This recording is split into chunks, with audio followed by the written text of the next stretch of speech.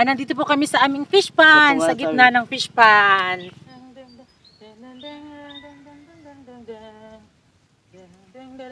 Ganyan po kumuha si Francis ng alimango, mga kalab, hindi siya natatakot.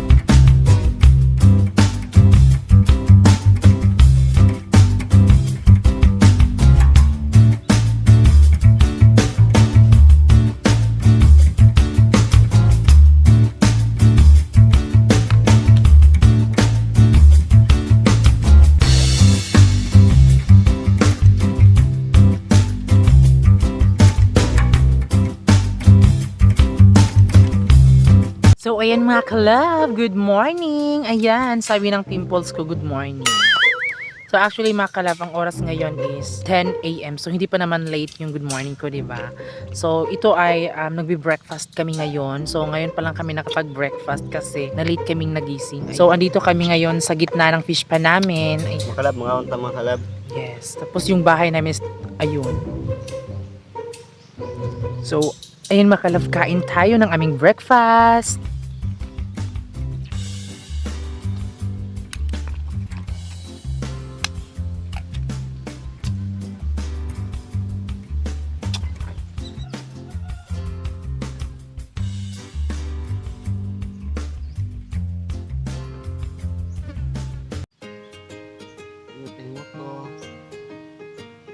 Hilas bino. Hilas ng buruto. Isi do be. Ano ka ba? Iba lang ko be.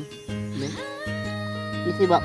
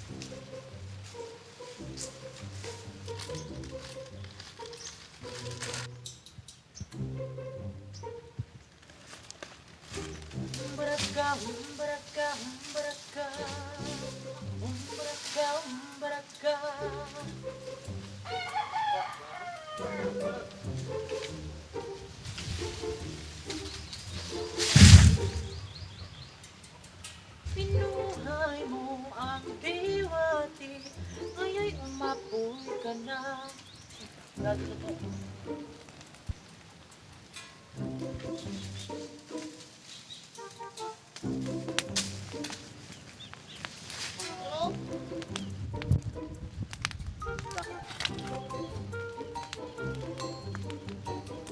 So, ayan mga kalab, kinukuha namin yung mga napapatay ng dahon ng niyog.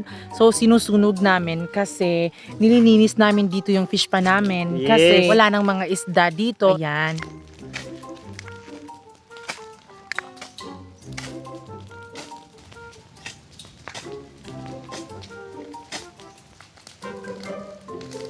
So ayun mga kalab, ito pala yung pispa namin mga kalab nga binabantayan namin mga kalab.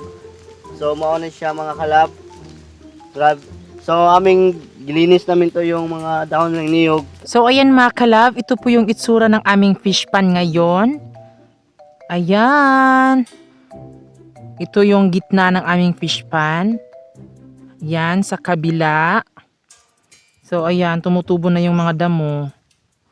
At, may gwapo. Ay, bibi ko pala yan. May bibi.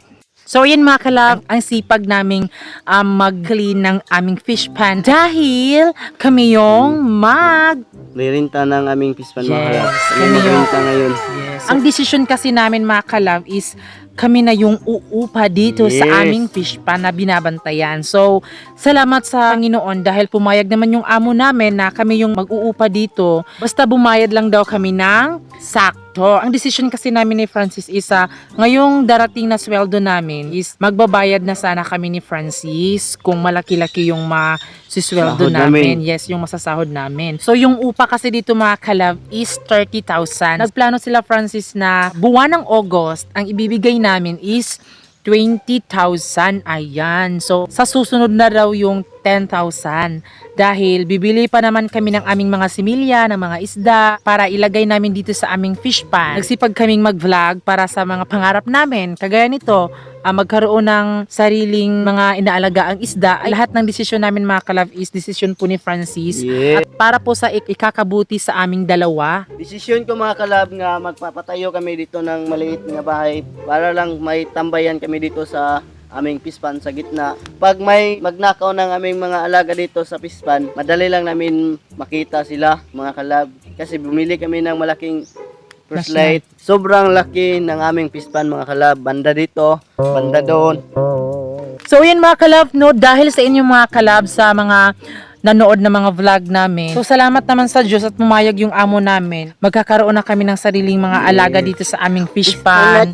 So ayan, napakasarap lang sa feeling kasi dati pangarap pa namin to ni Francis. Tapos ngayon, sa pag-YouTube namin, hindi namin in-expect na magkakaroon na kami ng sariling mga alaga na mga isda. Ayan. Yes. So ayan mga kalab, ayan po yung bahay namin. Ayan.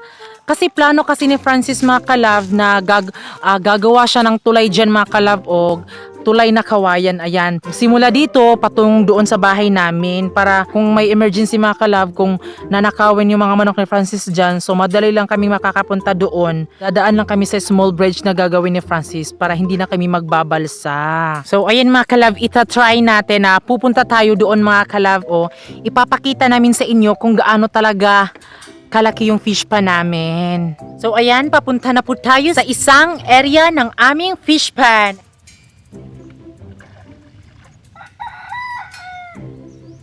So ayan mga kalab, andito na tayo sa isang area ng aming fish pan. Wow, ang sweet naman. Ikaw pala ang hinihintay ko. Pag-ibig sa nobela lang ay matatagpuan. Di ko hayaan na ika'y maagaw sa iba. Pangako sa'yo, ipaglalaban ko sa hirap at ginhawang ating pag-ibig. Upang di magkalayo kailanman, pagkat ang puso ko ay na kay Francis Dilihero. So yan mga kalab, meron kaming nakitang alimango mga kalab na ano na siya. Ay Kuya Mas, ayan. Ayan po. Wala na po to siya mga kalab. Patay na po siya. So, ayan. Ito na po yung aming fish pan. So, nandito po kami sa gitna. At sobrang laki po ng aming fish pan. Ayan. Diba? So, tignan nyo mga kalab. Tadaan! Ginagawa mo! Tcha!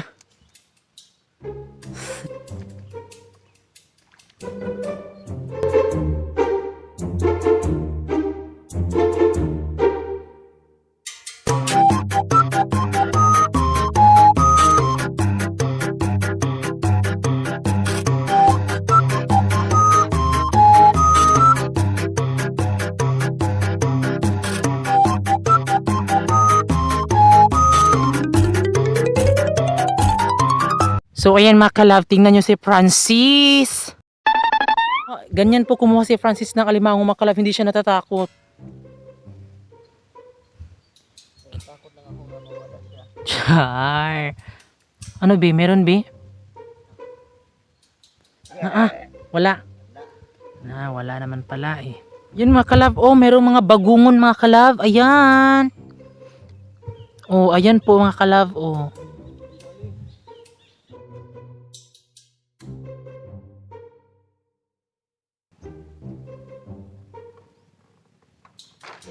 Tignan nyo po yung pamerta namin mga kalab. Oh, sobrang bilis po ng pag-agos ng tubig niya dito mga kalab. Yung pagpasok ng tubig dito sa aming fish pan, ayan. Kaya ho, nilagyan namin ng tubig yung fish pan namin para kung mga may magnanakaw, hindi sila agad-agad makapunta dito sa aming fish pan. Kasi may tubig. Kasi yung mga magnanakaw na pumupunta dito mga kalab is nagaganahan sila kapag yung fish pan walang tubig kasi madali lang silang makakuha ng alimango. Yung ginawa po ni Francis mga kalab na kukunin yung alimango. Kaya gusto nila na walang tubig yung fish pan. Ay.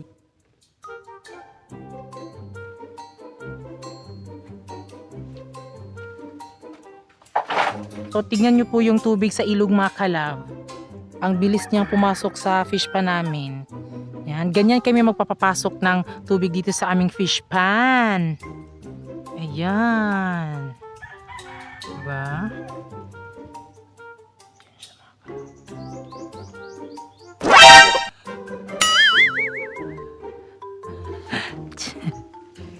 Walang reaction?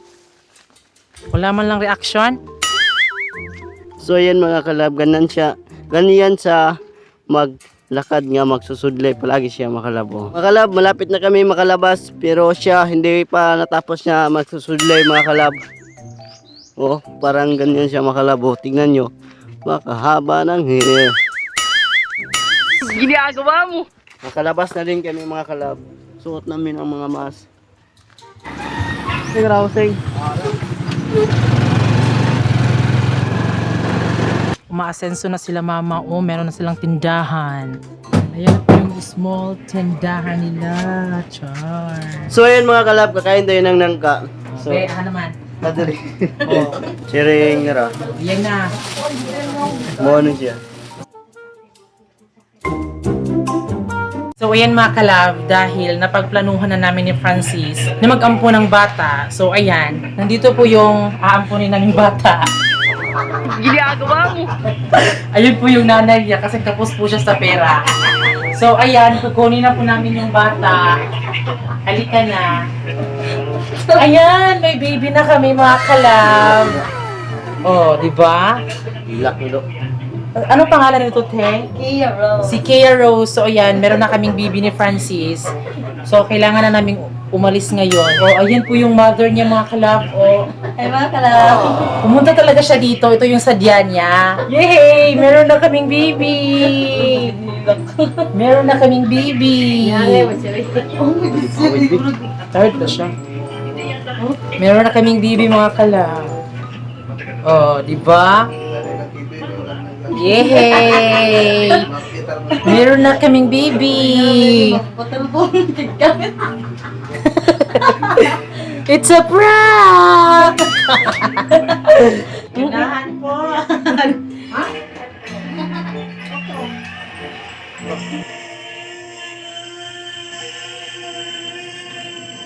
Live stream ba natin? Kasi may abogado ka na. O, paano Daniel?